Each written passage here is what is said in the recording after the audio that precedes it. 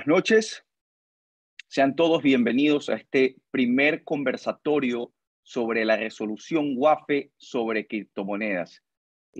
Agradecemos a las personas que están conectadas. Sabemos que encontrar un tiempo hoy en día dentro de nuestra jornada como profesionales y como miembros de familia realmente es complicado, y sobre todo no chocar con eventos importantes como el partido de Emelec el día de ayer hubiese sido bastante complicado. Hoy sin duda alguna creo que juega otro equipo del Ecuador también, pero la fanaticada nos ha dicho que prefiere estar conectado a este conversatorio. Quiero iniciar justamente agradeciendo a los amigos de la casa, grandes profesionales y sobre todo expertos en cada una de sus materias. Sin duda alguna, la trayectoria que tiene cada uno prácticamente no requiere de una preparación previa para un conversatorio. Es como estuvimos conversando, es como haber juntado a Messi, a Ronaldinho y a Cristiano Ronaldo a empezar a hacer cascaritas y dar un show. Sin más, quiero presentar justamente a nuestros amigos. Leopoldo Quirós, abogado, socio asociado de la firma Consullegis, ex director de la UAFE, bienvenido. Pablo Guevara, socio de la firma Andersen, experto en temas tributarios, y Pablo Solines, socio de la firma Solines Asociado, presidente de la Asociación de Protección de Datos. Sean todos bienvenidos. Por favor, Leopoldo, Pablo y Pablo, una pequeña reseña justamente de quiénes son ustedes. La industria legal los conoce, pero aquí también tenemos sumado a un panel justamente de personas que están iniciando o que ya tienen gran trayectoria en el mundo de las criptomonedas, así que para que los conozcan. Doctor Guevara, por favor, adelante. Bueno, primero agradecerte, José, por la invitación y más aún por permitirme compartir con Leopoldo y con Pablo Solines este espacio de conversación. Para mí es un gusto estar con ustedes. Igualmente, para mí es un lujo poder compartir con tremendo panel el día de hoy. Estamos listos para iniciar con este conversatorio, absolver preguntas, el tiempo que sea necesario. Estamos listos, José. Creo que Pablo, vemos justamente que está solicitando reactivar el audio y el video. Si tienes igual algún tema, me lo comentas por interno, igual vamos avanzando porque tenemos bastante por conversar. Me gustaría hacer una pequeña reseña. Estoy convencido que toda nuestra audiencia ya ha revisado a detalle la, la resolución. Si no es así, me lo pueden dejar en los comentarios y podemos irlo revisando. Pero bueno, la resolución, la UAF es una institución justamente encargada de regular y de controlar por así decirlo, las actividades económicas y financieras del país. Y ahí me gustaría darte el paso, Leopoldo, por favor, para que nos expliques un poco más, o sea, cuál es la finalidad de la UAFE, o sea, y qué es lo que busca precisamente. Listo. Como bien la resolución lo manifiesta, a lo mejor en algún momento la puedes leer un poquito, no sé, pero sobre todo el artículo 2 creo que es importante que lo repasemos.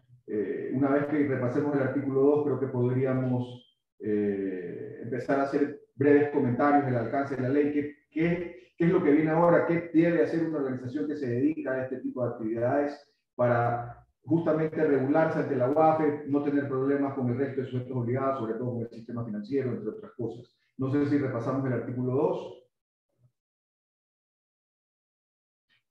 Creo pertinente, Leopoldo, si nos comentas. Un segundo, entonces nada más para abrirlo. ¿Dónde lo tengo? La mano.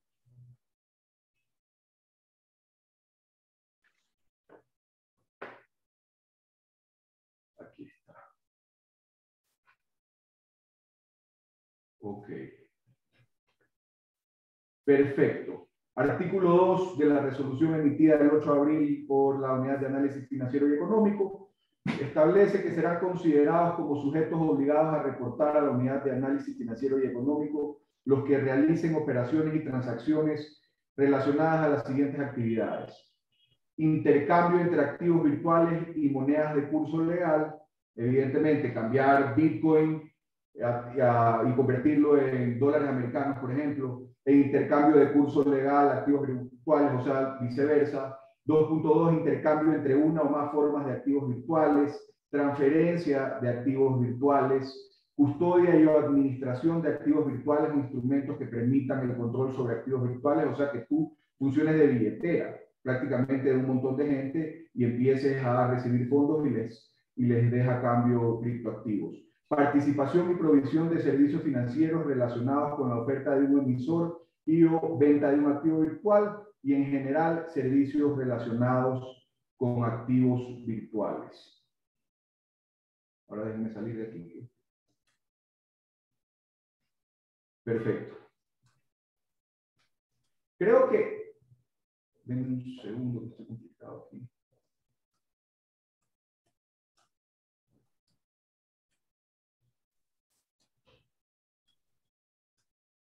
Ahora Listo. sí. Bienvenido, Pablo. Hola, estimado Juan José. Un gusto estar aquí acompañándoles. Igual un saludo a Leopoldo, a Pablo. Igual, lástima que estuve con algunos problemas técnicos, entonces yo les escuchaba, les veía y lamentablemente no me veían a mí. En todo caso, qué bueno ya estar aquí incorporado y como digo, es un gusto compartir el panel con ustedes. Un saludo a toda la audiencia. Seguramente por tu posición de presidente de la Asociación de Protección de Datos has de tener unos antivirus que no permiten conectar a veces tan rápido. Pero seguramente. Bienvenido, Pablo, y gracias por la participación. En todo caso, ahora sí, que estamos panel completo. Entonces, justamente, mencionabas precisamente a quiénes las personas a las que se iba, a quien la UAFE está incluyendo a reportar, o sea, a tener la obligación de reportar las transacciones, para hacer un parangón y entender un poco quién más, por poner un ejemplo, las inmobiliarias, las vendedoras, las empresas que venden y compran carros, y ahora los abogados, inclusive, que hay un gran debate, y vi ahí una foto de unos colegas haciendo huelga y preparando unas demandas precisamente para dejar sin efecto esta resolución, pero ahora también le toca justamente dentro de estas personas obligadas a las empresas que trabajan, por así decirlo, o sea, que ofrecen servicios. Y es muy clara la resolución. Y veo justamente que hay gente aquí de empresas en los chats, en los comentarios, veo que esta es la gente de Capitalica, a las que les mandamos un fuerte saludo. Precisamente lo que me comentaba Pablo, y es que hay que hacer, Polo, perdón, es que precisamente hay que hacer una pequeña reseña.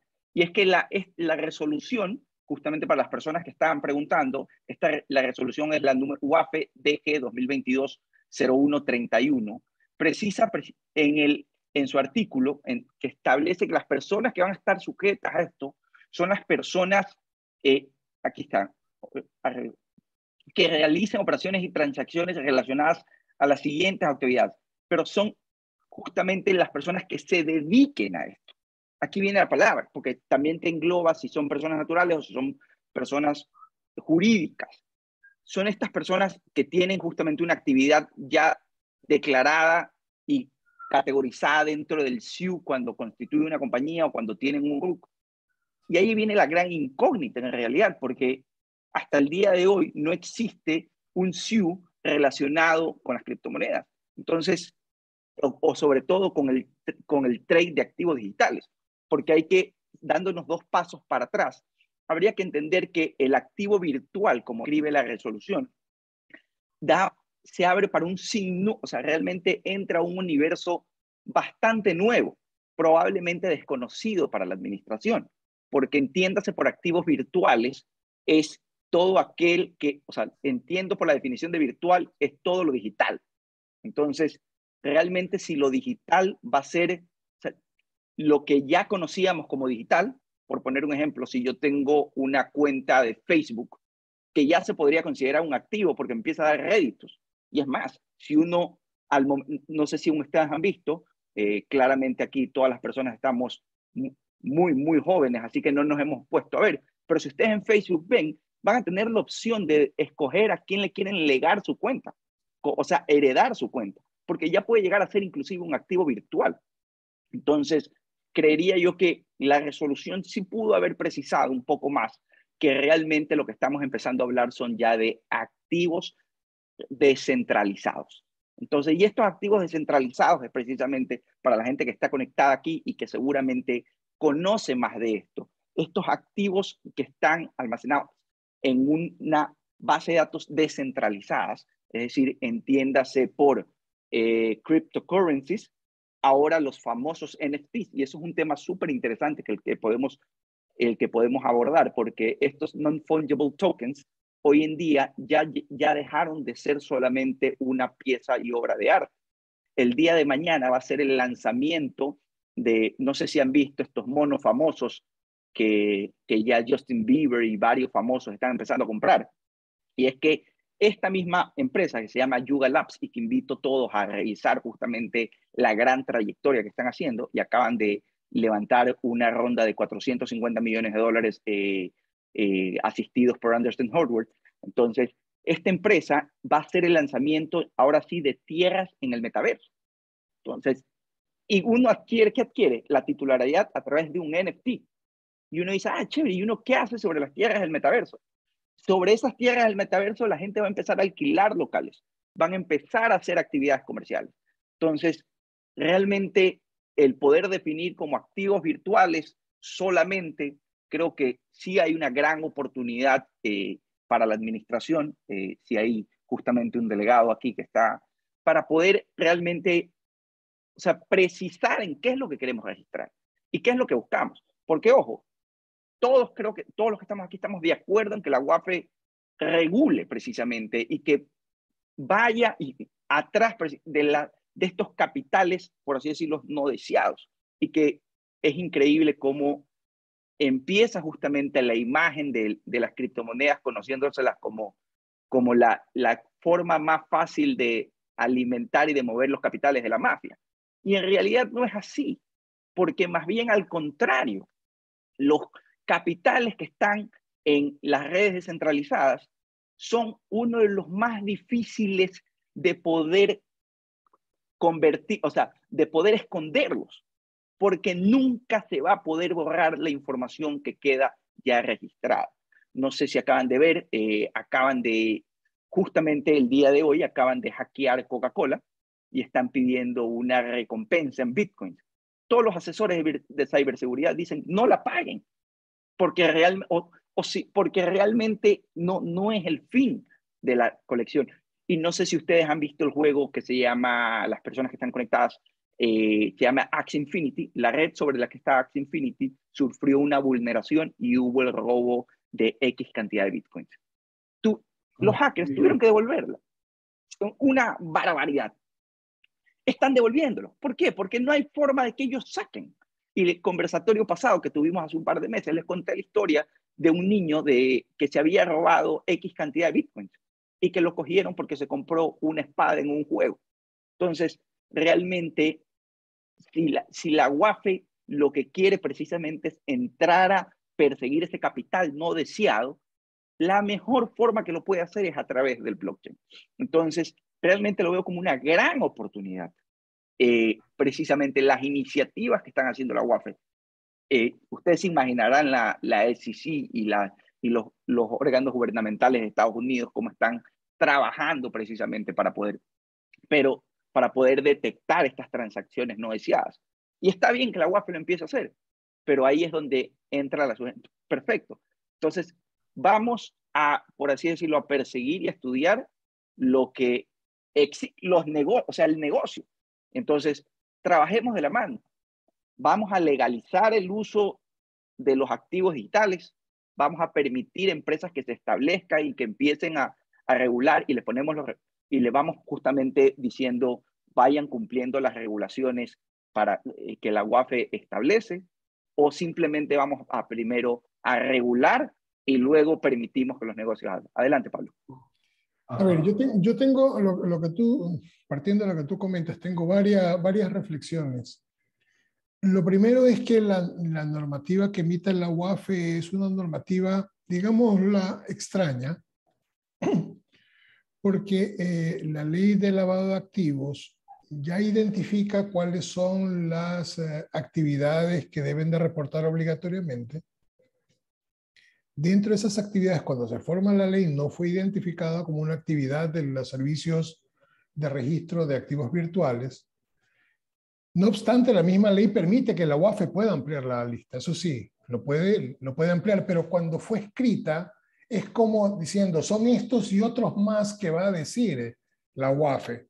Pero dentro de los que estaban en la ley, no todos se están reportando porque la UAFE no ha dado el mecanismo de reporte. Entonces, la UAFE está básicamente priorizando a estas empresas de servicios de registro de activos virtuales a otras empresas como los fideicomisos, las fundaciones, que también están obligadas, pero no hay un mecanismo claro definido de cómo deben de reportar. Entonces, eso a mi modo de ver llama la atención.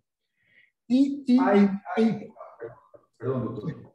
Sí. Está establecido dentro de las 40 recomendaciones del GAFI precisamente todo el tema de los activos virtuales, y el Ecuador en estos momentos está siendo sometido a una evaluación de lavado de activos por el GAFILAT. Entonces, están tratando de ir cubriendo a todos los sujetos obligados que faltan por considerar y llamarlos para que empiecen a reportar. Ya, eso justifica, eso explica más bien el por qué se salta la lista estas actividades a las que ya estaban definidas en la ley. Pero no explica el por qué se las incorpora cuando es una actividad, como dice José, es una actividad muy extraña en el Ecuador. Ese es un servicio que generalmente se lo da en el exterior.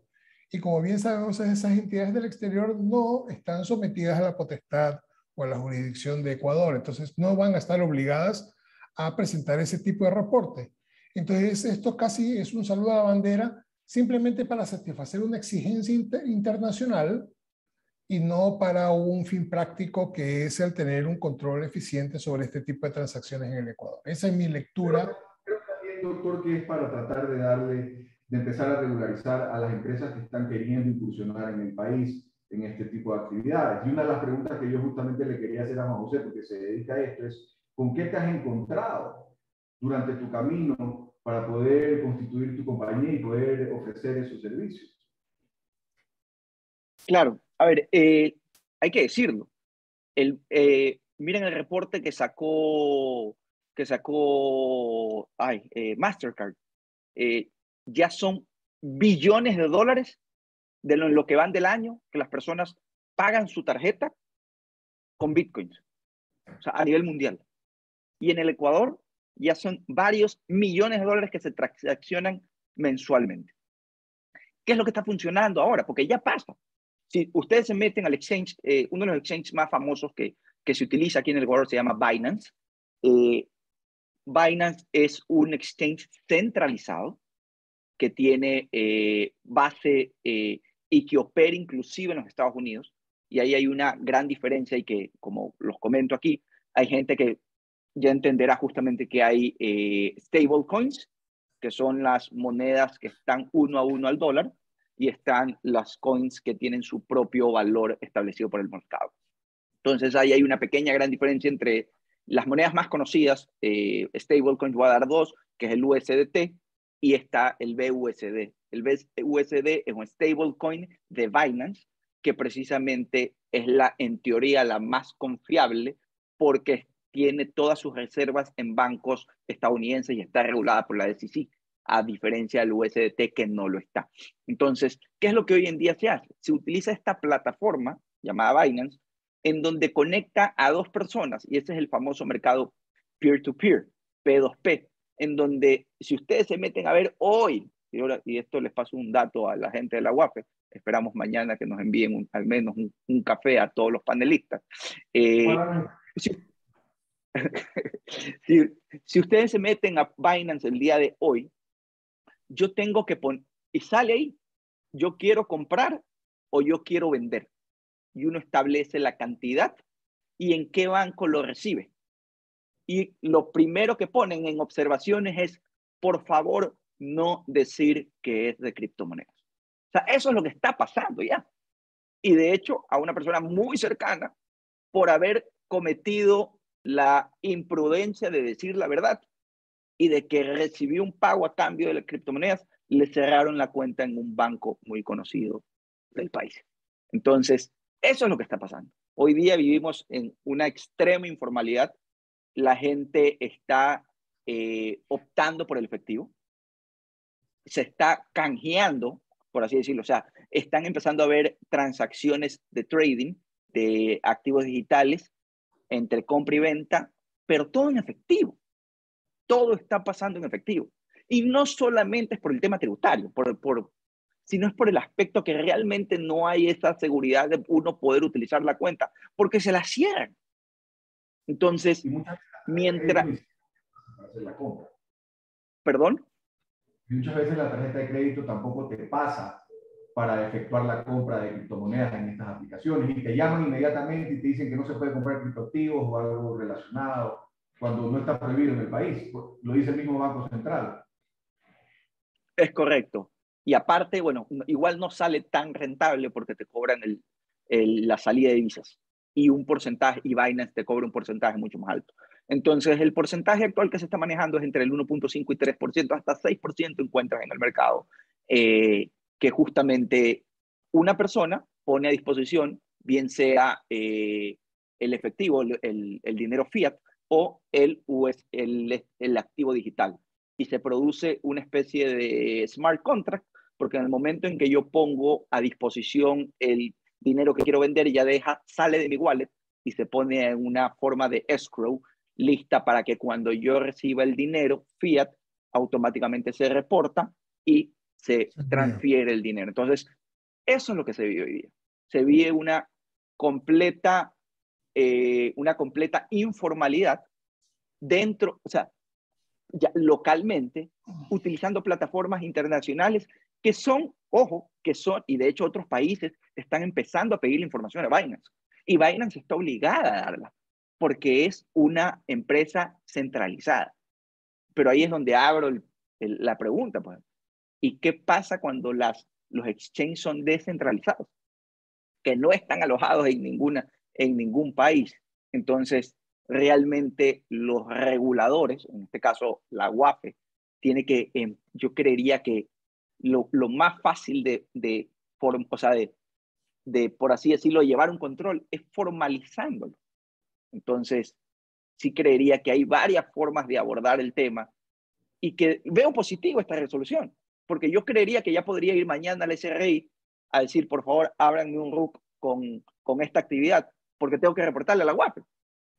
Entonces, lo que no vas a poder hacer es abrir una cuenta en un banco con ese RUC hasta que te registres en la UAFE. Y en teoría, una vez que ya tengas tu código de registro en la UAFE, no tendrían por qué prohibírtelo, porque ahora se intercambia mucha información, por ejemplo, con el sistema financiero. Entonces, si tú eres una constructora nueva y vas al banco y quieres abrir una cuenta y no estás registrado ante la UAFE, no te abren la cuenta. Te mandan primero a la UAFE para que registres tu cuenta y luego de eso te aperturan la cuenta.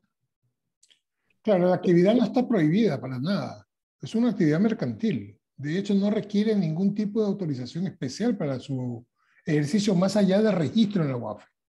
¿Sí?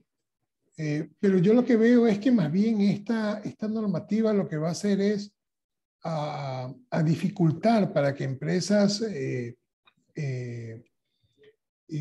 inicien esta actividad. ¿Por qué? Porque su mercado, a aquellas personas que van a recibir el servicio, pueden sentirse, no digo que vayan, pero pueden sentirse expuestas a una información, a una divulgación que no lo estarían si es que esa misma transacción la hacen a través de una plataforma fuera del país. ¿Sí? Entonces, la sociedad local que hace esa actividad y que lo hace de manera transparente y tributa en el Ecuador, pues va a entrar en competencia con entidades del exterior que te dan el mismo servicio y ahora a través del Internet es tan sencillo llegar a acceder a ellas ahora con mayor facilidad de lo que va a significar hacerlo a través de una sociedad local que tiene un establecimiento y que está formalmente operando en el país. Entonces, yo no veo de que sea a favor del mercado, al menos en el Ecuador. No lo es, no lo veo así. Y ahí viene un tema interesante, y es que en el mundo del blockchain no existe el anonimato. O sea, pero sí existen los no, testaferros, Juan José. pero más allá de, o sea, a ver, no existe, yo considero que no existe el anonimato, o sea, lo que existen son seudónimos, porque existe un código de billetera que hace la transacción, y este código de billetera puede ser una billetera fría o una billetera caliente, y la billetera fría puede ser un pendrive. Entonces hay personas, de hecho salió un comunicado, o sea, no un comunicado, pero salió una noticia súper interesante de que una persona, una familia que había invertido en Bitcoins hace mucho tiempo atrás, hoy en día coge y con el valor del Bitcoin sencillamente alcanzó la famosa libertad financiera y se dedicaron a viajar. Tiene un pendrive guardado en cada continente. Entonces, en una ciudad, en Bogotá, va a un banco y guarda justamente un pendrive, un ledger que se llama, y almacena ahí $5 millones él es el custodio de su activo. Entonces, precisamente porque eso busca la descentralización, que cada uno sea custodio. Obviamente también se juega con el riesgo de poder perder este acceso a tu activo y simplemente, o sea, lo perdiste y no hay forma de recuperar. No es que puedes decir, ay, discúlpeme, me olvidé, no, o sea, eres tú quien está a cargo de custodiar y de almacenar y preservar ese activo. Aquí viene el tema. Es que pasa estas billeteras que uno tiene, porque ahí sí ni siquiera se habla de testaferrismo, porque es mi billetera, pero que no la tengo registrada. O sea, voy yo a Super Paco, me compro un layer y en el layer almaceno este valor. Pregunto, ya este valor, o sea, si bien es cierto, soy una persona sujeta, obligada a reportar patrimonio, porque soy ecuatoriano, entonces a reportarlo aquí. Entonces, ese valor que hace, y fue justamente un tema de debate el conversatorio pasado. Yo hoy le dejo a mi hijo, le regalo un Cardano a mi hijo, que hoy está por debajo de $1, de que 10 años se hace eso, X cantidad de dólares. Yo se lo doy a nombre de mi hijo.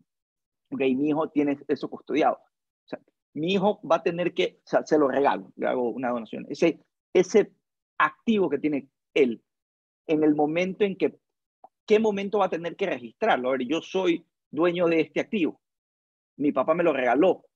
Sí, perfecto. Entonces, yo lo que tengo es un pendrive. ¿Cuánto vale el pendrive? No lo sé. ¿En qué momento yo le di la titularidad del activo? Porque no se lo he traspasado. ¿Me explico? Yo lo que le regalé es una billetera. Le regalé un pendrive. El layer cuesta $40. Lo que contiene ese pendrive. Entonces, ¿en qué momento yo tengo que reportar la transferencia de qué estoy transfiriendo? ¿El activo? Yo lo que le estoy transfiriendo es un layer. Entonces, ahí es justamente en donde se abre un amplio debate, en donde, ¿qué tengo que reportar? O sea, ¿cuándo tengo que reportar?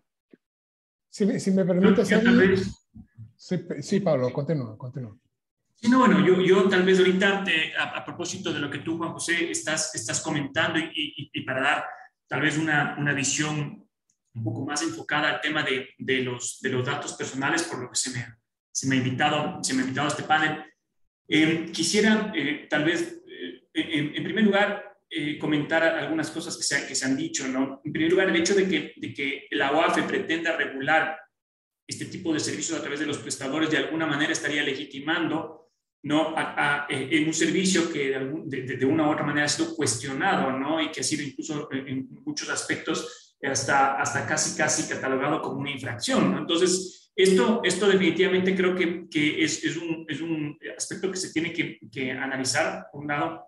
Por otro lado, claro, importante señalar que la reciente normativa en el ámbito de la protección de datos personales justamente ha pretendido ser bastante ambiciosa, ¿no? En cuanto a la regulación de los tratamientos de datos personales, siendo una norma bastante moderna, ¿no?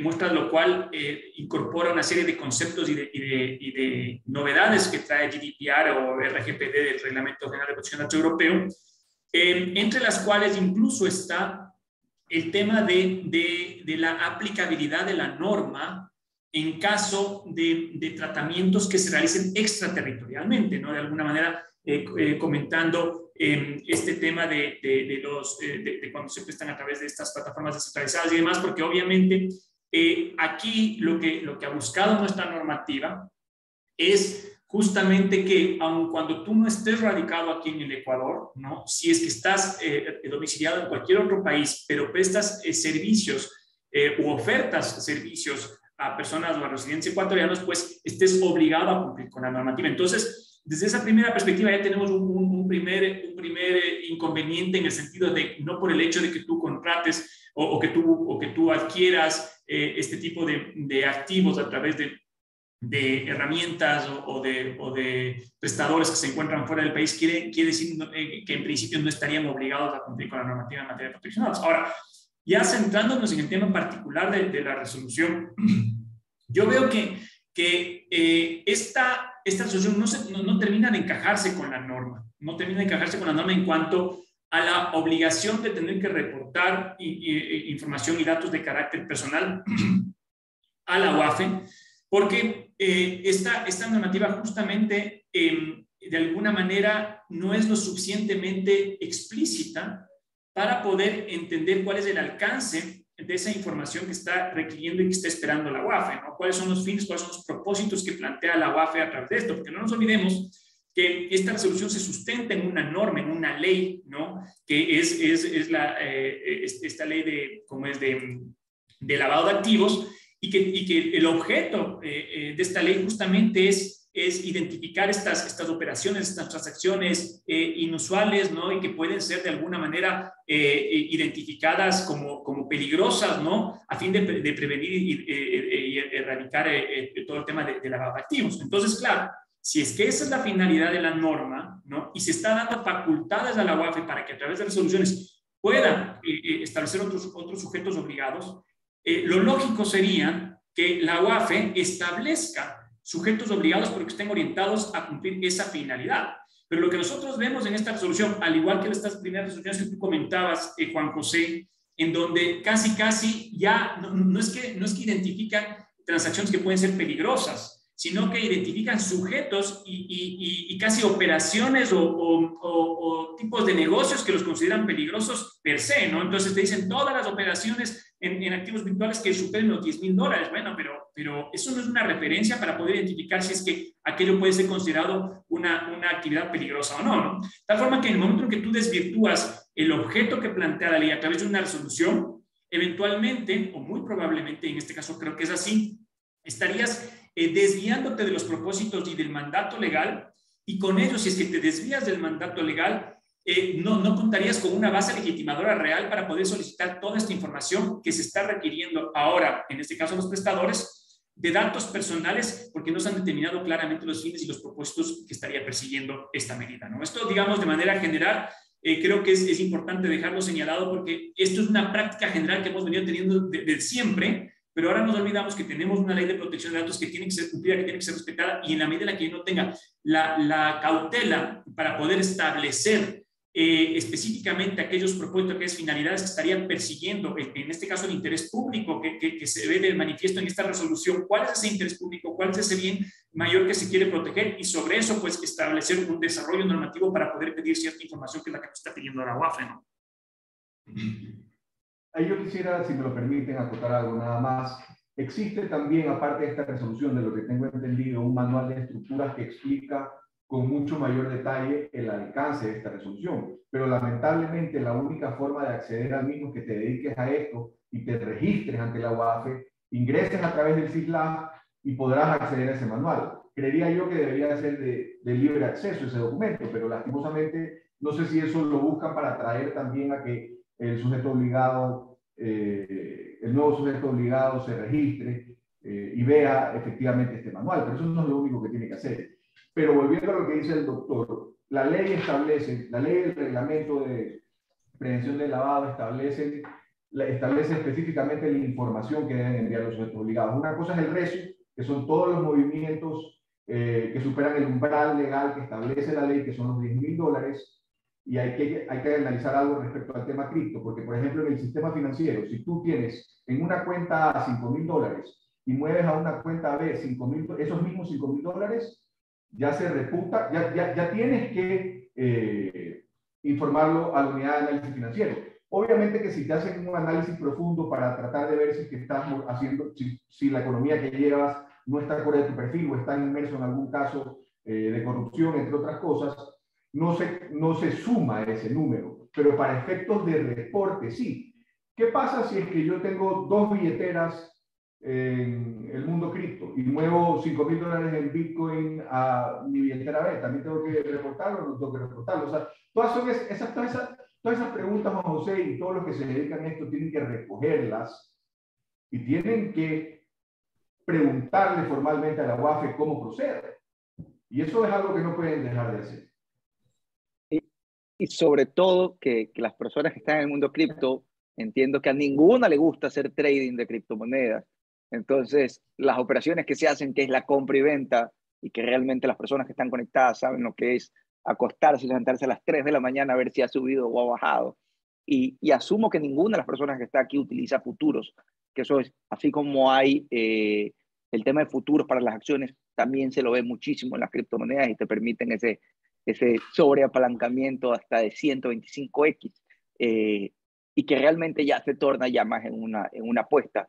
Y eso es un tema súper interesante, porque hay que hablar también como que los pros y los contras, lo bueno y lo no tan bueno. En El Salvador acaba de salir un reporte que solamente el 30% de las personas que descargaron la plataforma Chivo la han vuelto a utilizar durante este año.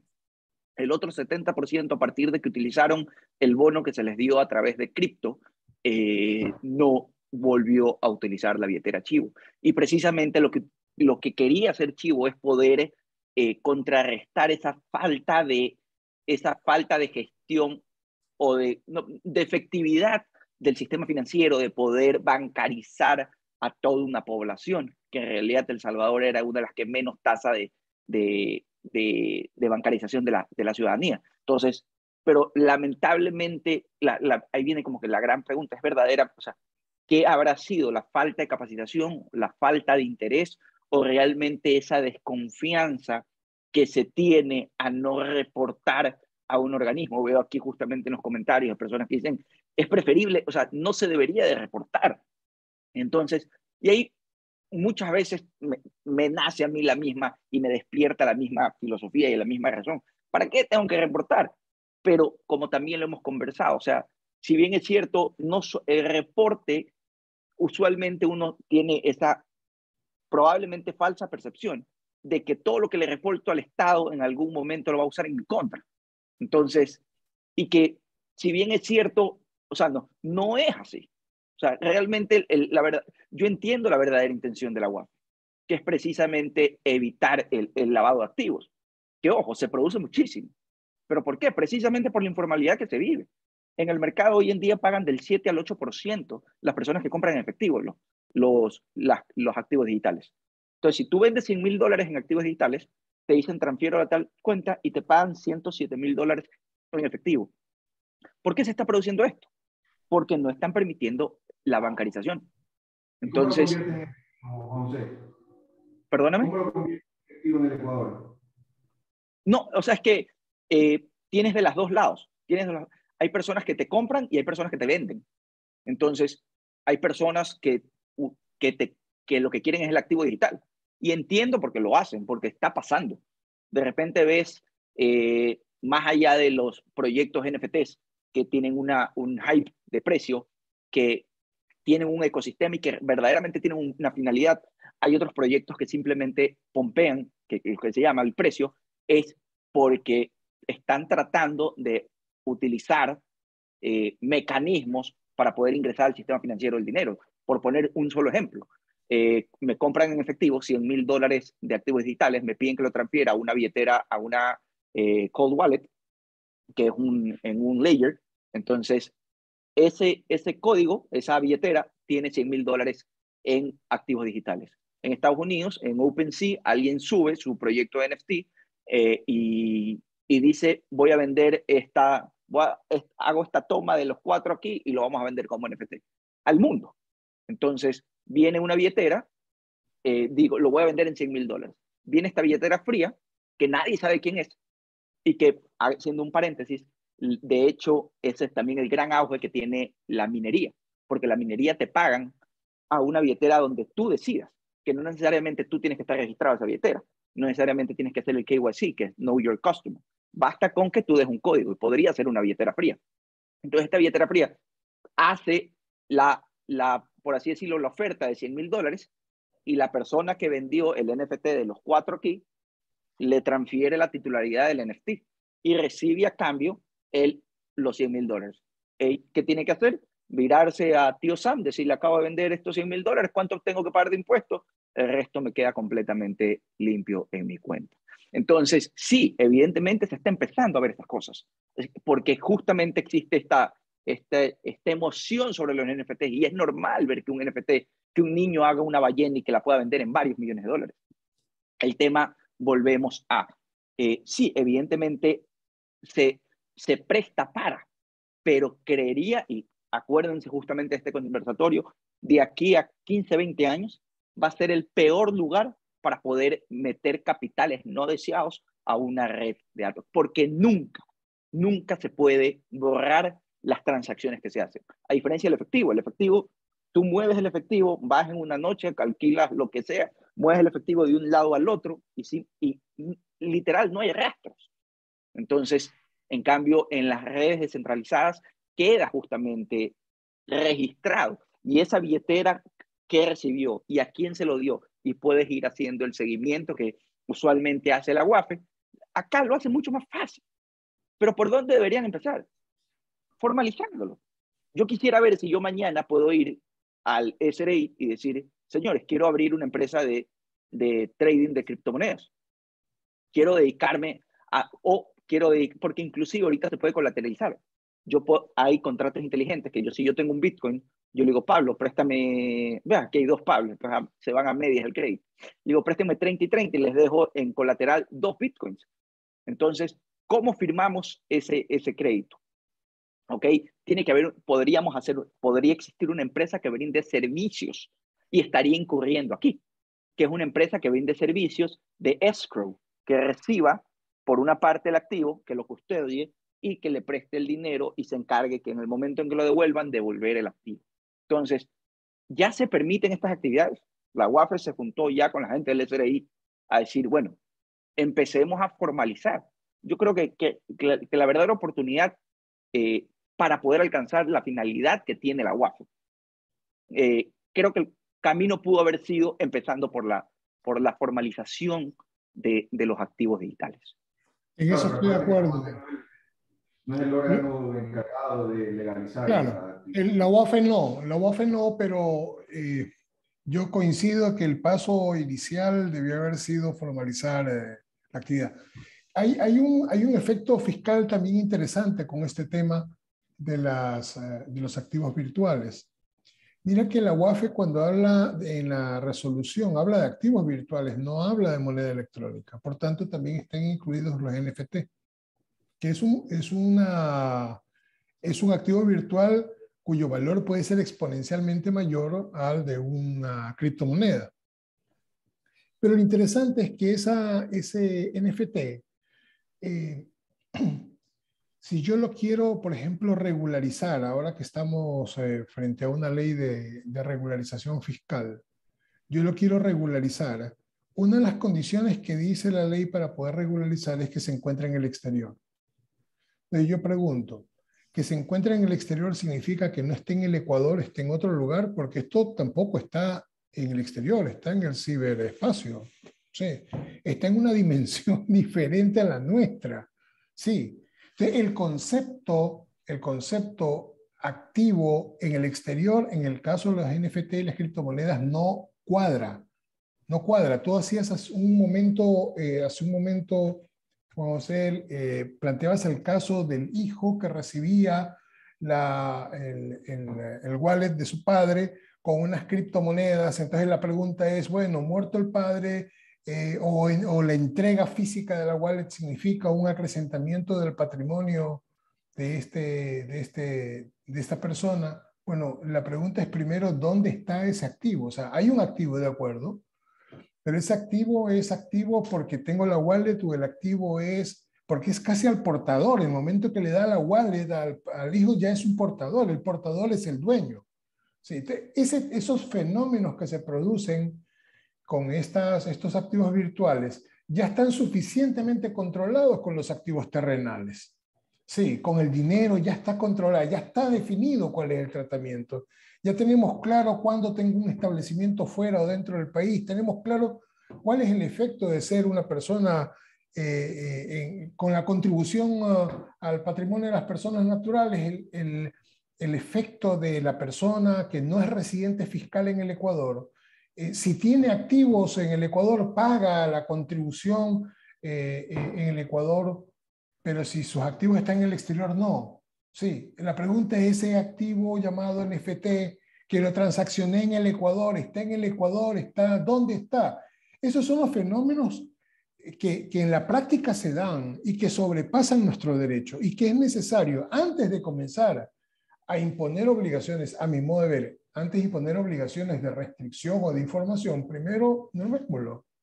Normémoslo para que las reglas del juego estén claras para aquellas empresas de servicios que participan en este tipo de transacciones, tengan la seguridad jurídica de poder desarrollarse libremente, y que ahí sí, reporten lo que tengan que reportar. Tú dices, yo tengo una wallet donde puedo rastrear casi como una cuenta corriente las transacciones que he hecho. Sí, pero ya hay números. Sí, tú puedes rastrear que efectivamente se dieron las transacciones, pero tú no sabes si fueron con Pablo, con Juan, no puedes saberlo. Salvo que eso lo reveles en el momento en que tú te registras. Si tú te registras y dices, ya, el número tal me pertenece, entonces, ok, comienzas a darle una trazabilidad a tu patrimonio, que es un problema, el que en algún momento no puedas demostrar la licitud de esos fondos, te puede originar justamente un problema de lavado de dinero. El no poder dar una versión creíble, demostrable. Sí. Entonces, yo creo que eso es importante. Hay un mercado de personas que están transitando por las criptomonedas, pero no hay una normativa local que les proteja. Ese es mi aporte en este punto. Juan José, tengo entendido que hay una ley fintech, no sé si aborde todo lo, no sé si la has revisado, y tengo entendido que está detenida en la Asamblea. No sé si conozcas algo al respecto, o si esto va más o menos a ir regularizando la actividad. La revisamos, es un proyecto de ley, sigue en primer debate, lo propuso Natalie Viteri. Tuvimos la oportunidad de asistir a la asamblea y poder dar nuestras precisiones sobre el tema, y honestamente creería yo, en comparación, o sea, porque tratando de comparar a otras localidades tipo México, Colombia, Chile y Uruguay, que nos llevan grandes pasos y grandes ventajas, realmente creo que hay oportunidad de hacer mucho más. Te podría decir, o sea, que si fuera Juan José, cogería esa ley, la borraría y la volvería a empezar de cero. Pero o sea, simplemente lo que hizo fue agregar empresas que se dedican a los activos digitales. O sea, esa fue la precisión. Pero realmente hay mucho más allá. O sea, empezaría a abordar y precisar muy bien por los sandbox regulatorios, que la ley lo permite, pero empezarlos a incentivar y empezar a precisar. Aunque a veces decimos, ¿sabes qué? Es preferible que la ley no lo toque, pero en nuestro caso a veces es preferible tener un poco la ley clara antes de lanzarte y luego tenerte que ir del país porque lamentablemente ahora ya no te lo permiten. Hoy en día tenemos empresas fintechs muy importantes en el Ecuador que realmente están haciendo lo bastante bien, pero que no pueden dar ese paso más porque están a la espera de una ley fintech. Y en conversaciones a la interna con estas empresas, realmente están esperando que ojalá se haga algo más. Y para eso doy justamente un pequeño hincapié, y es que la próxima semana anunciaremos el primer congreso de nuevas tecnologías y regulación fintech de toda Latinoamérica. Es una pequeña premisa que regalamos aquí a las personas que están conectadas y no viendo el partido de Barcelona, y eso realmente merece un premio. Entonces, precisamente eso es lo que, de todos esos temas vamos a hablar. Pero regresando un poco al tema de la regulación, primero decirles justamente que no se asusten, porque no es que mañana ya tienen que ir a sacar el código. La resolución les da 5 meses para justamente ir a registrarse. O sea, esperemos que en este paso, durante los 5 meses, realmente se haga justamente, se establezca cuál es el paso que se va a hacer. Y aquí es donde están pidiendo los oficiales de cumplimiento. ¿Me ibas a decir algo, Leopoldo? Sí, solamente otra duda que se me genera es qué pasa si es que tú vas mañana a la super de compañías y quieres actualizar el SIU con la actividad de criptoactivos.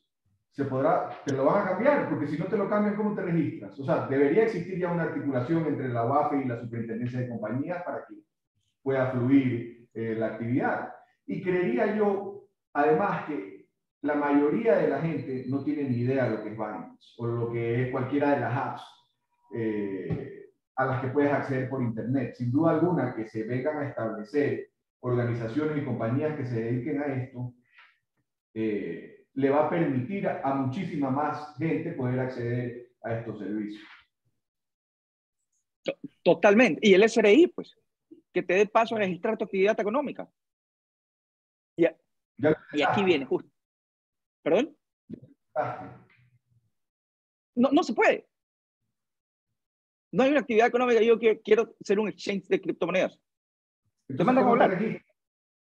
No tengo la menor idea. Entonces, precisamente, ahí es donde creo que hay una gran oportunidad, precisamente. O sea, creo que esta resolución, que si bien es cierto, no es de aplicación inmediata. O sea, entró en vigencia, pero la aplicabilidad va luego para 5 meses. Luego, después de un mes, tienes que reportar tu oficial de cumplimiento y reportar lo que justamente las transacciones que están por encima de los 10.000 o transacciones que estén. Pero el tema es, tenemos que tenemos que integrarlo a lo que verdaderamente está pasando en el mundo cripto. ¿Ok?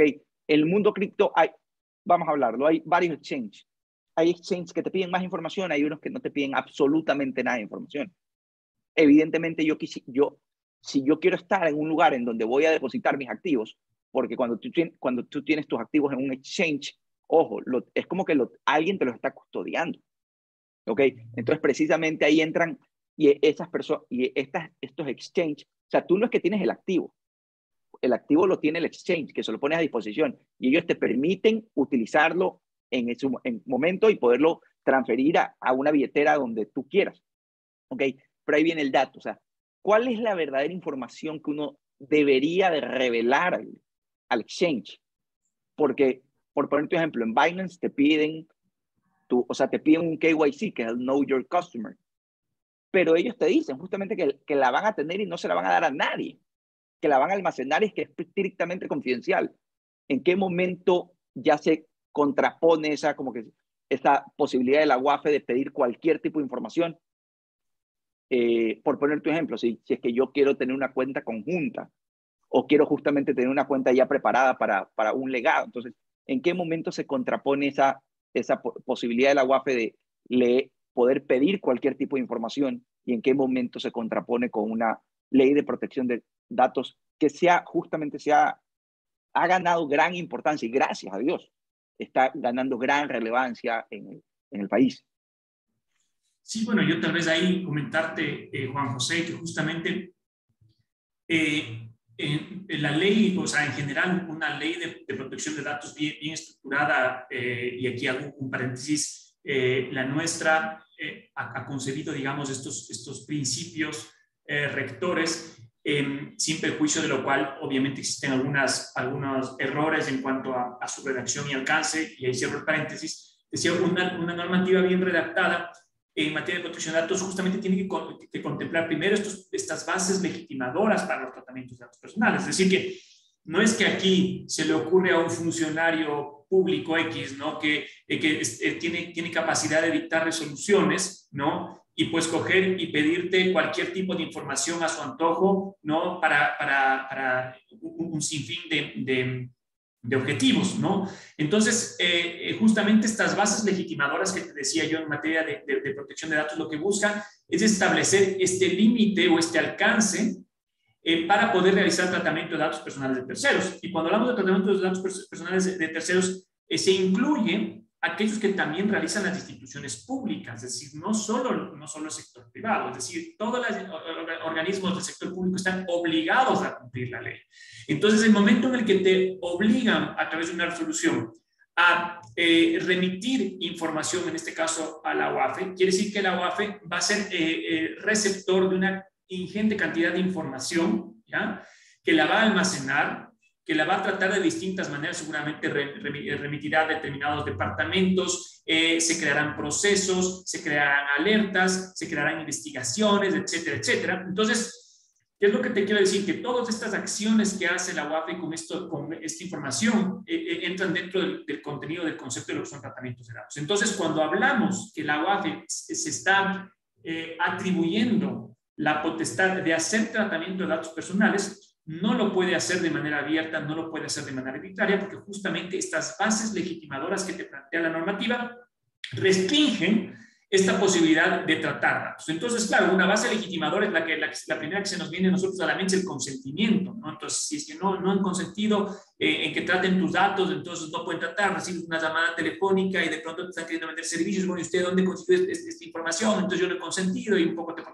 Pero claro, no es la única base legitimadora. También tenemos el interés público y el ejercicio de los poderes públicos, ¿no? Pero claro, esta base legitimadora no es tampoco abierta ni puede ser aprovechada de manera arbitraria por la parte de las autoridades. Y de allí vamos al segundo punto que quería comentar, que es justamente el tema de los principios que regula el ámbito de la protección de datos, ¿no? Porque estos principios de alguna manera delimitan, adicionalmente a las bases legitimadoras, delimitan las formas de tratamiento que tú puedes tener de datos personales. Entonces, uno de los principios claves es el de minimización, el principio de calidad, de calidad en el tratamiento, ¿no? Y obviamente el principio de proporcionalidad. Entonces, si es que tú estás pretendiendo, ¿no?, hacer algún tipo de control, en este caso la UAFE, como decía yo hace un momento, sobre la base de lo que dispone el artículo 1 de la ley de lavado de activos, así como el artículo 3, entonces, y esa va a ser su base legitimadora, pues tiene que establecer justamente aquellos mecanismos a través de una resolución que pretendan o que busquen cumplir el objetivo que plantea el artículo 1 y el artículo 3 de la ley de activos. Es decir, no simplemente coger y lanzarte una obligación o establecer quiénes son sujetos obligados de manera indeterminada para simplemente un tipo de transacción sobre la base de un valor que no necesariamente representa una actividad ilícita o una sospecha de actividad ilícita, ¿no? Porque claro, tú dices $10,000, pero ¿por qué $10,000 y no 20,000, no 50,000, no 100,000 o no 5, ¿no? Es algo absolutamente antitécnico y que no tiene ningún tipo de sustento que vaya por detrás. Entonces, y tampoco mi intención no es acaparar este tema, pero simplemente dejar sentado que el momento en el que tú vas a establecer a través de una resolución en ejercicio de tu potestad pública una obligación, en este caso de la ciudadanía, de un prestador de servicio, lo que fuese, ¿no?, de remitirte información, tienes que establecer claramente para qué finalidad, para qué propósitos requieres de esa información, qué es lo que tú quieres, cuál es la potestad pública que está detrás de esa información que estás pidiendo, qué es lo que pretendes controlar, y sobre esa base vas a decir qué tipo de información tienes que pedir o deberías de pedir para cumplir esa finalidad, por cuánto tiempo la vas a conservar, a quiénes nomás vas a transmitir. Es decir, tienes que establecer un régimen en el que al ciudadano le garantice que esos datos no van a ser utilizados de manera indiscriminada, de manera abierta, y obviamente el derecho a la protección de datos personales va a estar garantizado, ¿no? Eso es un poco el concepto general que se debería de haber revisado a la hora de dictar esta resolución, que a mi juicio obviamente no se lo prevé, ¿no? El micrófono, doctor. Perdón, Pablo, disculpa aprovechando tu intervención. Lo que tú comentas es súper interesante. Quería preguntarte, ¿qué acción tiene el ciudadano individualmente considerado o el ciudadano organizado para objetar la aplicación de una resolución en los términos que tú acabas de comentar, que me parecen muy interesantes? que no signifique solamente un deber ser, ¿sí? Porque estoy claro que no estamos acostumbrados a las reflexiones que tú nos das. El ciudadano no está acostumbrado porque hemos vivido y tenemos una historia en que la ley impone, ¿no es cierto? Y si la ley impone de manera ambigua, te permite todo. Pero lo que tú planteas a partir de esta reflexión es que tiene que haber un objetivo en la resolución muy claro, transparente, y suena bien. ¿Qué acción tú ves que se puede iniciar o plantear en función a impedir que una resolución, no solamente para el caso de las activos virtuales, sino también para el caso de los abogados, porque sucede una cosa muy parecida, ¿no? Se pueda plantear, porque yo no veo que haya una norma constitucional que esté siendo afectada. No sé, ¿qué piensas tú? Bueno, de hecho tenemos el derecho a protección de datos es un derecho reconocido constitucionalmente, ¿no? Y además, este derecho reconocido constitucionalmente tiene una remisión justamente a la ley para su desarrollo. Ahora ya tenemos una ley, porque el gran problema que nosotros teníamos antes es que si bien era un derecho constitucional, pues no había una aplicación jurídica, ¿no? O un desarrollo normativo que de alguna manera pueda establecer el alcance. Ahora ya tenemos, ¿no? Y en ese sentido, claro, cualquier tipo de decisión, ¿no? Que pueda interferir o limitar el ejercicio de ese derecho podría ser objeto de acciones de orden constitucional, ¿no?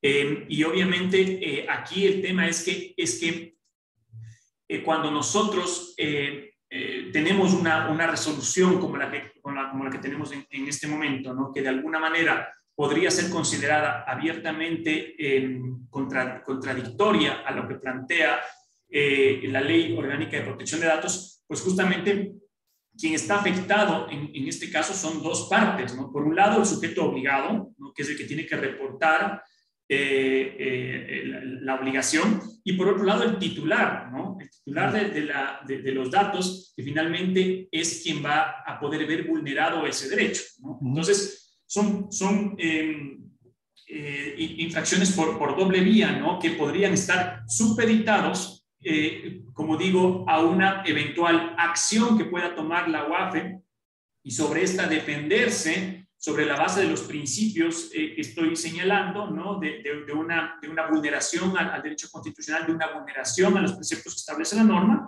o en su defecto pensar ya en acciones constitucionales que tiendan justamente a dejar sin efecto esa norma que puede ser abiertamente inconstitucional. Solamente para acotar, la ley de prevención del lavado de activos sí establece un umbral para el reporte del RESU, que es los $10,000 mensuales. Se ha hecho en base a lo que establecen los estándares internacionales, específicamente el GAFI. En la mayoría de los países, el umbral es $10,000 o su equivalente en su moneda. Pero cuando se trata de dinero, Leopoldo, para instituciones financieras, ¿no? ¿Perdón? Para las instituciones financieras, ahí es $10,000. O sea, siempre, en todos los países, el tráfico, el porte de dinero, $10,000. Claro, cualquiera de los sectores. Si tú vendes una casa que cuesta más de $10,000, tienes que reportarlo. Ya, pero acá estamos hablando de una cosa diferente. Imagínate, yo voy con $9,000 en el bolsillo, voy con una joya que vale $1,000,000, ¿sí? Y lo que estoy obligado a reportar por temas migratorios es el dinero, no la joya. Sí, entonces, lo que pasa es que para efectos de lavado de activos es diferente, o sea, no se centra solamente en los flujos financieros, sino en la posesión de activos, ¿no es cierto? Entonces ahí tiene sentido que él se lo amplíe a aquellos servicios donde se trafica, se transaccionan este tipo de activos, ¿no? Por eso que están las inmobiliarias, están los fideicomisos, no por los dineros, sino también por los activos. ¿Sí? Por supuesto. Concuerdo con eso. Y además también establece la ley, hay manuales de cuándo es una operación sospechosa. O sea, bastante ha sido regulado, falta un montón sin duda alguna, pero se han hecho esfuerzos considerables para que el sujeto obligado no se vea afectado o que sus transacciones diarias o su actividad no se vea afectada por reportarle a la UAFE. Además, también establece cómo va a ser tratada tu información y para qué va a ser tratada tu información. Al final del día, esa información solo puede terminar en dos lugares, o en la Fiscalía o en el Centro de Inteligencia Estratégica, en el caso de que se sospeche que existen crímenes transnacionales. Normalmente se opera en temas de minería ilegal y cosas así. Ya, pero entiendo de lo que escuché a Pablo, lo que entiendo es que la protección de datos no se limita simplemente a la custodia de la información, sino a la razonabilidad de la información que se custodia. ¿Sí? Por ejemplo, en materia fiscal, hace algunos años atrás, se incorporó una disposición que está en el artículo 106 o el artículo enumerado a continuación del 106 de la Ley de Régimen Tributario Interno, que establece que en materia tributaria no es oponible ningún tipo de sigilo. ¿Sí? No hace especificación cuál, pero dice no es oponible ningún tipo de sigilo. ¿Sí? Entonces, bien podría, dentro de un proceso administrativo o de un proceso judicial, pedirse información que es reservada para otros menesteres, pero que para la investigación de la infracción tributaria o del incumplimiento tributario, no, por ley no sería oponible. Pablo, ahí la pregunta para ti, ¿tú crees que esta ley de protección de datos hace ineficaz esa liberación del sigilo para efecto tributario? ¿O crees que se mantiene esa posibilidad que la administración tenga libre acceso a cualquier tipo de información que para otros menesteres estarían protegidos por la ley de protección de datos personales? Justamente este es uno de los casos en los que se puede contemplar la aplicación de este principio del interés público, ¿no? Y del ejercicio de potestades públicas. Entonces, si bien existe este deber de sigilo, ¿no? Este deber de sigilo no es un deber absoluto, ¿no? Porque existen otros intereses que pueden ser considerados mayores o bienes jurídicos mayores que estén destinados a ser protegidos, ¿no? En desmedro, obviamente, del derecho a la protección de datos. Entonces, eso es algo normal, o sea, no es algo que lo vemos como cuestionable, ni tampoco mi intención ha sido dejar en la mente de quien nos escucha la idea de que el derecho de protección de datos personales es incuestionable, es absoluto y no tiene posibilidad de ser como es... de alguna manera manejado o tratado por la autoridad a través de la ejercicio de la potestad pública, ¿no? Entonces, es un poco lo que se tiene que evaluar, ¿no? En qué casos, pero yo creo que definitivamente en este aspecto en el que estamos tratando ahora en particular, hablamos de un modelo de negocios que ni siquiera está regulado en nuestro país de manera adecuada, ¿no? Que, como bien se ha dicho, no existe, o sea, ni siquiera se entiende bien el modelo de negocio porque la gran mayoría de sujetos obligados ni siquiera tendrían no solo presencia aquí en Ecuador, sino como bien se dice, ve tú a saber en dónde están los servidores, ¿no? Que en definitiva promueven o sustentan esta tecnología de blockchain para las criptomonedas o para las NFTs, ¿no? Entonces, claro, se vuelve algo muy complejo que, claro, si es que tú lo analizas desde la perspectiva del Ecuador, un país tan minúsculo, ¿no?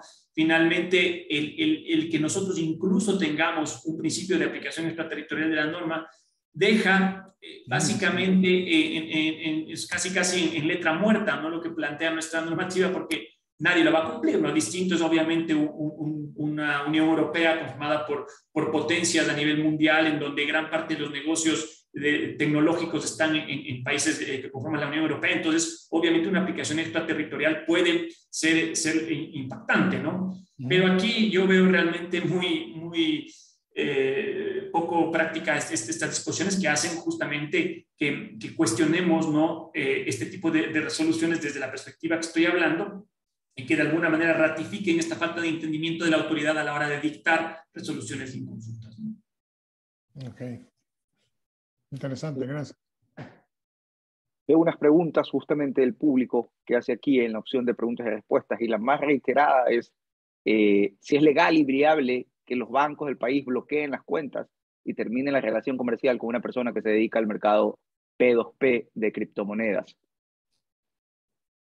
Yo me atrevería a decir que es legal, porque seguramente en el contrato que uno firma, ellos se reservan, por así decirlo, la opción de poder cerrarle la cuenta a alguien sin mayor explicación. Entonces, sí es legal. El tema es, verdaderamente, ¿existe una causal justa por cuál deberían hacerlo? Cuando uno reporta que fue porque intercambió criptomonedas, claro, uno no puede dar factura. Y ahí viene el tema, vendí una criptomoneda, es decir, una criptodivisa o un criptoactivo.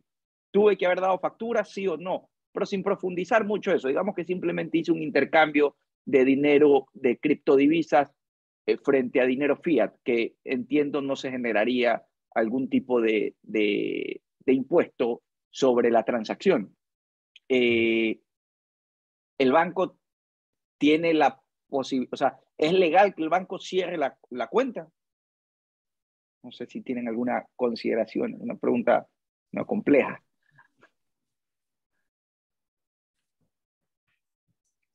Yo no soy especialista en derecho financiero. Lo que te puedo decir es que una transacción de esta naturaleza siempre va a despertar suspicacia y preocupación, ¿sí?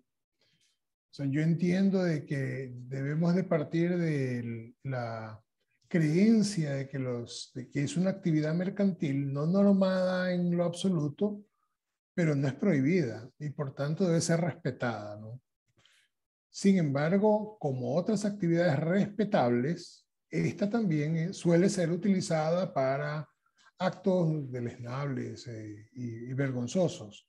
Si es que una persona tiene transacciones que no puede justificar, seguramente el banco le está cerrando la cuenta no por la criptomoneda, se la está cerrando por las transacciones inexplicables para el banco, que no hay suficientes elementos o justificativos para el tipo de transacción o el movimiento inusual que está teniendo la cuenta. Seguramente es más bien por el efecto de la actividad y no por la propia.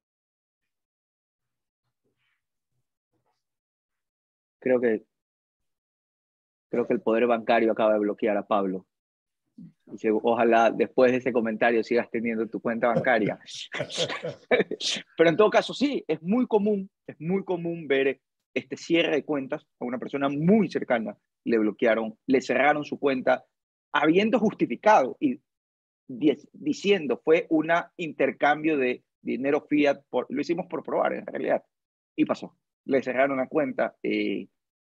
Ojo, sí te dejaron claro que no es que iba a tener un reporte hacia alguna institución o que era algo negativo, simplemente por políticas tenían que hacerlo. Pero en todo caso, esperemos precisamente que con esta nueva resolución sea el inicio, por así decirlo, el puntapié para poder empezar a formalizar una actividad que hoy en día es más que aceptada por el mundo.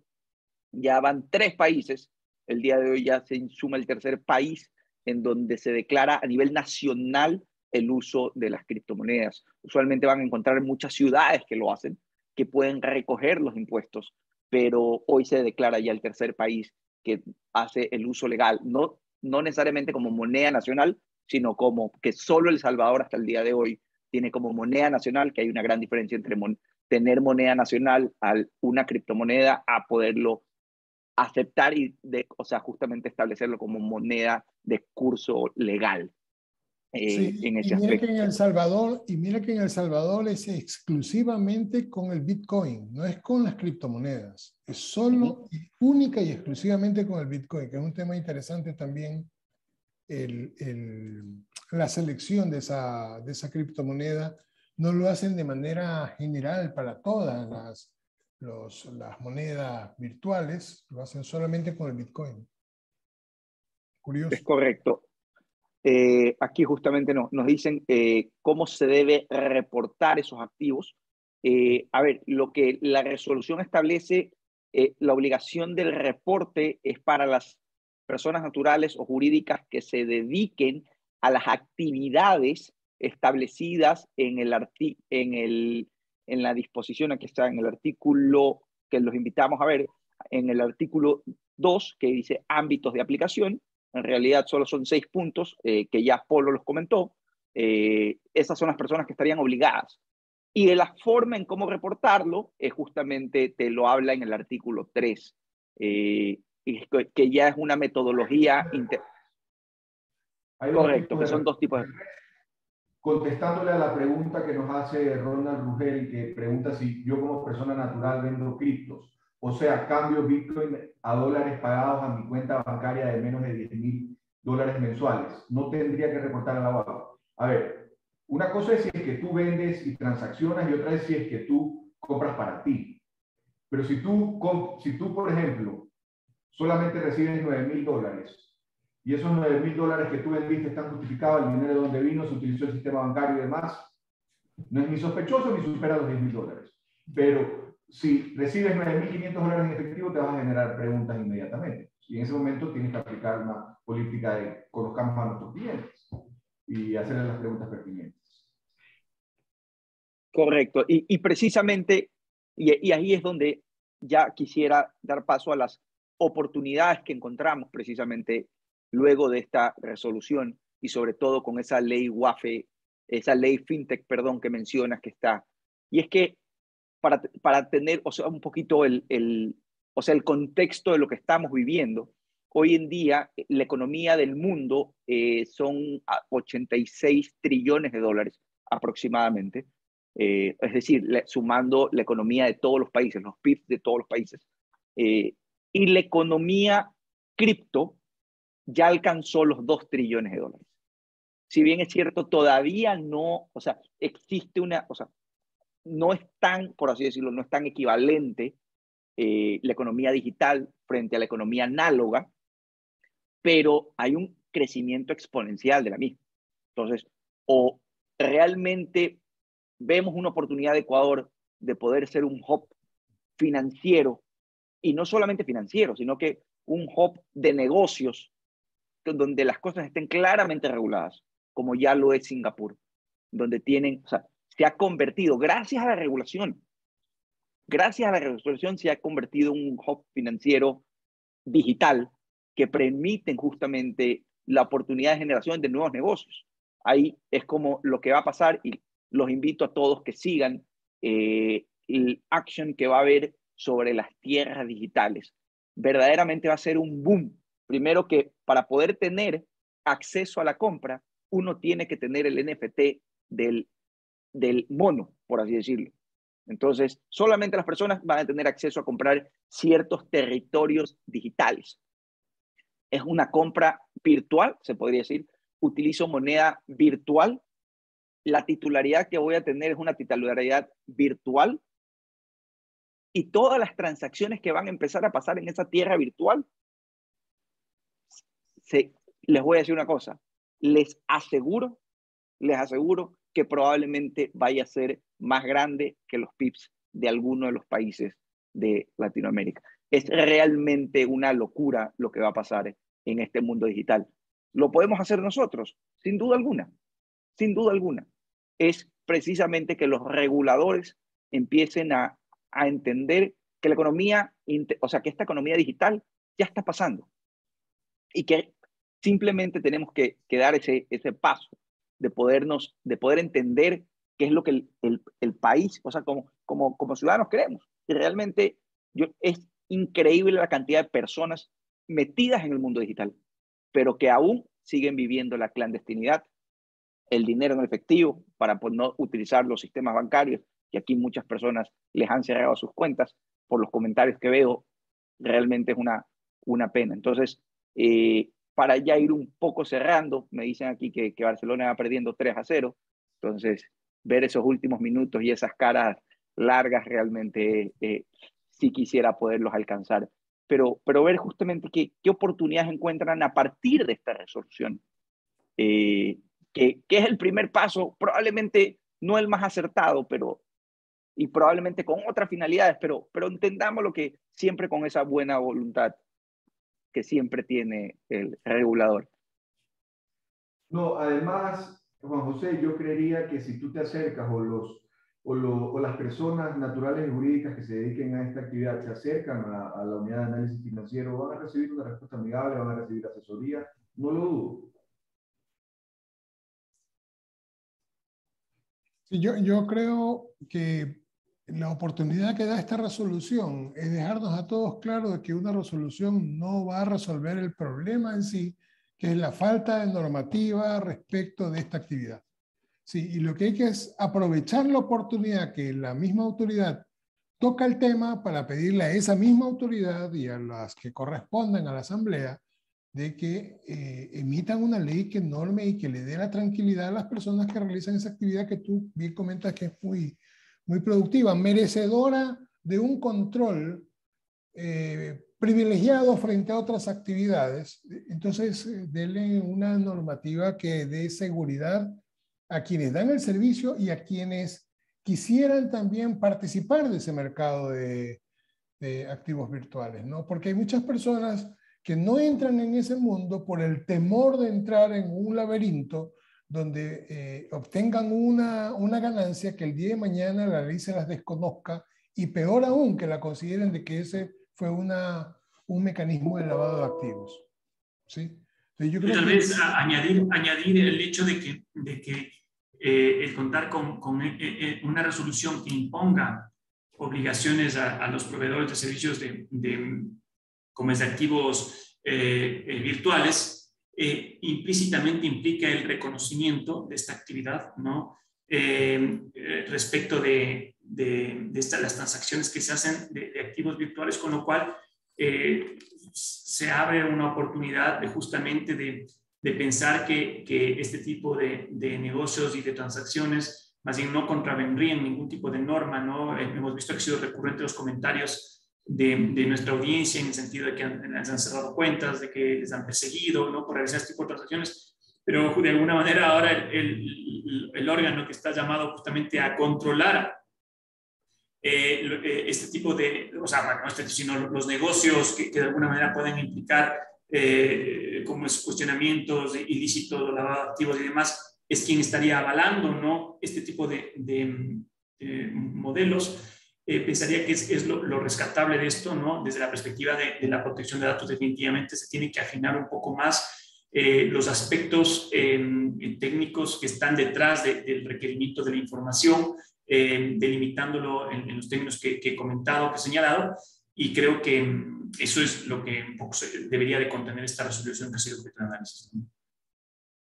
Totalmente, y ver una autoridad, porque al final del día la autoridad debería ser ese ente que protege a los ciudadanos, porque va a pasar, o sea, van a haber hackeos, van a haber phishing de billeteras digitales, que te envíen un correo y que probablemente gente, por algún tipo de confusión, equivocación o descuido, va a poner los datos de sus billeteras. Entonces, sí creo que tiene que haber una autoridad preparada para poder asistir a la ciudadanía en caso de robos, de hackeos, en donde uno pueda acudir y se sienta verdaderamente protegida y respaldada para que hagan un seguimiento a profundidad, o sea, y que te puedan dar ese respaldo, ese soporte y esa seguridad a la que están llamadas. Entonces, o sea, sí es como que una invitación que hago a la autoridad a capacitarse en estos temas, que es una economía que ya está, o sea, ya la gente lo está haciendo.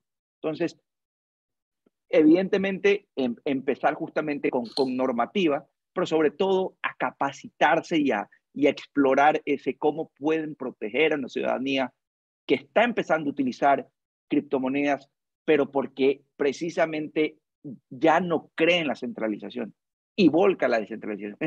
Creo que es la oportunidad de la vida del órgano regulador de demostrar que, si bien es cierto, esto es una economía descentralizada, esta protección y seguridad que ellos pueden brindar es realmente positivo, más que toda información que uno le dé al Estado va a ser utilizada en su contra. Eso justamente es lo que puedo aportar. Veo justamente aquí personas ya haciendo negocios. Yo compro y vendo bitcoins. Cuidado de tu teléfono. Aquí tenemos gente conectada a la UAFE, así que ni se me pasó, me hackearon mi MetaMask, perdí mis fondos por algún link que abrí. Es que precisamente eso. Entonces, esa es la gran oportunidad que le veo a la autoridad. Invito a todos a revisar la resolución. No es tan larga, son 6 páginas. Establece claramente quién tiene que reportar, cómo lo debe reportar, y esto lo tienen que hacer a partir de 6 meses. Eso es todo. Verán que si están los de la UAFE, seguramente están los de la UAFE, y los invitamos precisamente a que se sumen a esta nueva economía que ya en el Ecuador funciona. Sin más, quiero una vez más agradecer a este panel justamente de expertos. Para los que se conectaron recién, las personas que están aquí, creo que no pudimos haber convocado a mejores expertos y especialistas, cada uno en su materia. Leopoldo Quiroz, experto en temas penales financieros, fue director de la UAFE y director que te vi viajando por el mundo, Polo. Sí, Juan José, fui presidente de una de las 4 áreas del Grupo ECMOS que contiene a todas las UAFE del mundo. Fui vicepresidente del GAFILAT, que es el brazo articulado del GAFI en Latinoamérica, y fui vicepresidente del grupo de expertos de lavado de activos de la OEA. Ahí estuvimos dando guerra por todas partes. Excelente. Realmente un lujo este panel. Tenemos a los 2 Pablos, Pablo Guevara y Pablo Solines. Pablo Guevara, justamente experto en materia tributaria. ¿Cuántos años trabajando en materia tributaria? Wow, 2001. Bastante y asesora, sí. Y realmente la firma Andersen que representa a Pablo, considero que, o sea, sin duda alguna, es una de las firmas más con mayor prestigio y trayectoria en el ámbito tributario. Grandes amigos. Muchas gracias. Y Pablo Solines, socio de la firma Solines y Asociados y presidente de la Asociación de Protección de Datos, que ve este nivel. Qué bueno poder contar justamente en una perspectiva siempre de una ley que muchas veces no la recogemos al día a día, pero ahí vimos, inclusive Pablo Guevara tuvo la oportunidad de absolverse, hay una consulta que como justamente que en realidad, o sea, esa perspectiva desde un ámbito donde a veces uno no está recurrentemente, pero es tan enriquecedora poder conectar precisamente 2 leyes. Realmente muchas gracias, Pablo Solines, por haber aceptado la invitación. Les doy paso en orden: Leopoldo, Pablo Guevara y Pablo Solines. Unas palabras de despedida a su hinchada y fanaticada. Está con el audio apagado, Leopoldo. Ahora sí, discúlpenme. Nada más agradecerle al panel. Qué lujo. Creo que, no sé si soy vecino del doctor Solines aquí en el Metropolitan, no sé, porque hoy un Solines asociado, no estoy seguro si usted.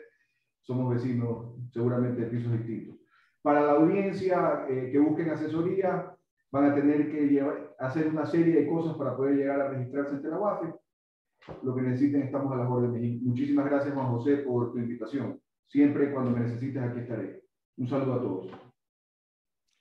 Sí, igual agradecerte primero, Juan José, al Instituto, Leopoldo, un gusto, igual Tocayo, un gusto conocerlo y a las órdenes. Lo único que le dejo es a Juan José el encargo de recoger las firmas para impulsar esa ley, para regularizar la actividad de servicios y de las transacciones de activos virtuales. Yo creo que es importante, debe ser una iniciativa. Tienes toda una comunidad muy interesante, ¿sí? Gente que, mira, te sigue cada vez que veo que haces alguna actividad. Hay mucha gente conectada e interesada. Yo creo que hay una comunidad que está esperando el que se incentive la creación de una ley que regularice la actividad. Te lo dejo como tarea. Igual, bueno, yo también agradecerte, Juan José, por la invitación al instituto. Un gustazo haber compartido panel con los colegas y ahora hay amigos, ¿no? Agradecerles también a la audiencia, ¿no? por la paciencia, ¿no? como decían los aficionados o hinchas del Barcelona, pues estarnos escuchando en lugar de ver el partido, creo que es un gran mérito. Yo no puedo decir lo mismo porque yo soy hincha del Deportivo Quito y voy a ir a ver el sábado la segunda categoría. Pero bueno, en todo caso, les mando un abrazo. Ya que terminemos, pues ahí salgo a la ventana, vecino Leopoldo, a saludarte. Les mando un abrazo y un gustazo conocerles. Un gusto. Un saludo a todos. Que tengan una extraordinaria noche. Hasta luego. Muchas gracias.